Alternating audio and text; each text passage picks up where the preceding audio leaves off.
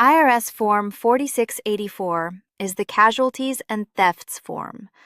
You use this form to report losses from events such as fires, floods, storms, car accidents, earthquakes, and theft. The rules for deducting personal casualty and theft losses changed significantly after 2017. Through 2025, personal losses are generally only deductible if they arise from a federally declared disaster. Business and income-producing property losses remain deductible under different rules. Enter your name and Social Security number at the top of the form. Section A of Form 4684 covers personal use property. For each loss, you enter a description of the property, its cost, the fair market value immediately before and after the casualty or theft, and any insurance reimbursement received. The deductible loss is limited to the smaller of the adjusted basis or the decrease in fair market value, reduced by any insurance proceeds.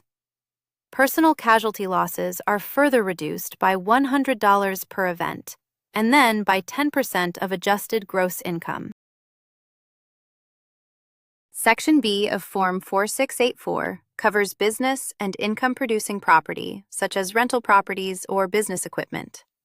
For business property, the loss is generally the full adjusted basis minus any insurance recovery, without the $100 and 10% AGI limitations that apply to personal property. If business property is completely destroyed, the loss is the full adjusted basis of the property, less any salvage value and insurance proceeds. The net loss from Section B flows to Form 4797 if it is a business asset.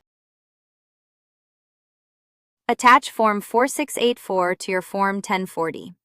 Personal casualty losses surviving the 10% floor are deducted on Schedule A as an itemized deduction. Business losses from Section B flow through Form 4797 and may offset ordinary income. Keep documentation of the disaster event, police or insurance reports, and records of the property's cost and value. Fill yours out free at FormsPal.com. This is general information, not tax advice.